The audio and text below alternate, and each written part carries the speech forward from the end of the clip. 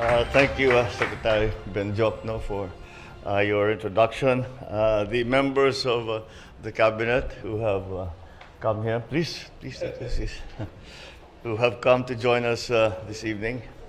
Vice President Sara Duterte and a member of the Philippine delegation, House Speaker Martin Romualdez, of course, Pasay City Representative Antonino Calixto, and Mayor Imelda Calixto Rubiano. Good evening. And the Armed Forces of the Philippines Chief of Staff, Lieutenant General Bartolome Bacaro, other major service commanders, the PNP Chief, General Juna Surin, fellow workers in public service, ladies and gentlemen, good evening. I'm very happy that I am able to report the results of the 29th APEC Leaders Meeting that I have just come back from in Bangkok. It was, of course, we discussed with the other leaders all of the issues that our countries have been facing, are facing, and what possible solutions we have for the problems that we see that are upcoming. And the most important thing that I was able to surmise or to understand from this meeting was very simple, that it is very encouraging, because the problems as we have identified them seem to be the same problems for most of the countries. In other words, we have a consonance of views and analysis on the things that are to be of concern. And furthermore, the solutions for that are things that we now have formulated. Of course, the subject of climate change, the subject of supply chains, the subject of food supply, the subject of digitalization, the empowerment of women, these were some of the issues that were discussed. And it was a very useful and productive process, because, as I said, we have now a way forward for all of us members of APEC. And this includes the United States, it includes the Russian Federation, it includes Australia, Canada, New Zealand. And so it's not just the ASEAN, but all of these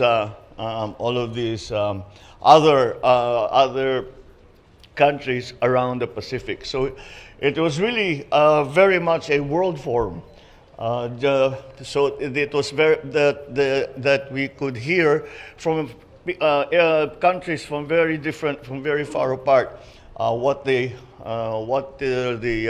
issues that they are facing, that they would like to partner with APEC and with specific countries in solving. And this is essentially the idea of unity, the idea of, as we refer to it, is APEC and ASEAN centrality. And that concept seems to be, we are all in agreement that concept is important for us to be able to face the future, which is going to be rather tumultuous in the next perhaps year. Besides the plenary sessions that we had, where we hear from every single member economy, as it is referred to, besides that, I had several bilateral meetings. Bilateral meetings are meetings that you have direct one-on-one with another leader of another country, outside, sort of on the fringes rather, of the summit. And that was also very useful, because in a sense, one of the most important things, at least for me, was the reason I thought that I must attend these conferences is that I know now I have spoken to, I have discussed many issues with all the leaders of our region, of the Asia Pacific. So that is they now know me, and they know what I'm about. We have discussed things. They know what the Philippine position is on several issues, and the bilateral meetings that are held on the side of the actual summit. The bilateral meetings are for us to forge stronger relations with different countries. Up to, as I said, once again, France, President Macron was there, and we had a very fruitful discussion, and Canada, which is, you would think was very far away, but nonetheless is involved in itself very much in the APEC. So this kind of partnerships that I have spoken about before, it turns out is also the way forward as the APEC leaders see it. The bilateral meetings that we had, we were able to tackle specifics in terms of the relationship between our two countries, where we could help each other. I asked that about agriculture. I would ask about energy. I would, depending on who we were meeting, we were even able to get an agreement from the Kingdom of Saudi Arabia for the payment of the claimants who have not been able to be paid because the pandemic bankrupted their employer. So that is it's a tangible thing that was as a result of the bilaterals. There are new agreements that we are going to pursue to develop with Canada and with France, possibly. There, of course, with the other bilaterals that we had, we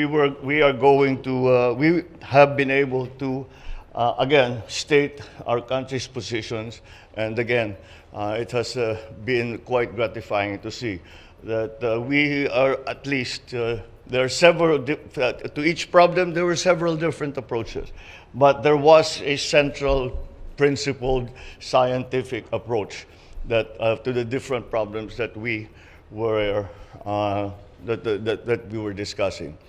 The overarching global concern for everyone is and should be the climate change issues that are coming. Every discussion that we had, you can talk about the economy, you can talk about geopolitics, you can talk about anything.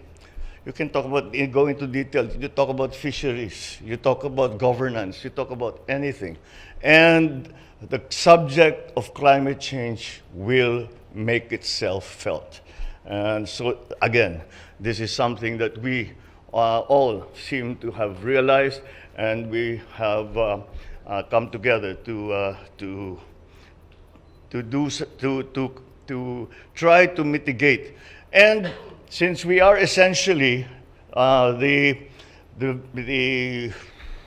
shall we say, since we are essentially the developed countries that have cannot be said to have put the world in this situation, it is also up to us to go to those developed countries who have had their development, but unfortunately because we were ignorant of such things, they ended up changing the weather in the world, and for them to assist developing countries who have not been a contributor to global warming, to carbon gas emissions, to carbon emissions, and all the other activities that has caused the weather to change and for these disasters to be happening. So again, that was really the overarching subject. We, of course, the economy, you start off talking about the economy, you end up somehow, at some point, talking about climate change. And so I think there will be a very strong push. The APEC countries have really said that we have many agreements that are in place, but there's very little that has been actually done. And so that is going to be the push by APEC, by ASEAN, by the Asia-Pacific countries. And then before we left, we, of course, all managed to meet with the Filipino community in Bangkok. We had a very enthusiastic crowd. And as ever, it was, after all, the serious and very important discussions, it's always a breath of fresh air to spend time with fellow Pinoys around the world. So that essentially, these are the broad strokes of the trip that we have just come back from. And there's much that we can start to develop because some of the bilaterals were with private corporations. We were entertained by private corporations who want to invest in the Philippines. So those are the things that we have to follow up.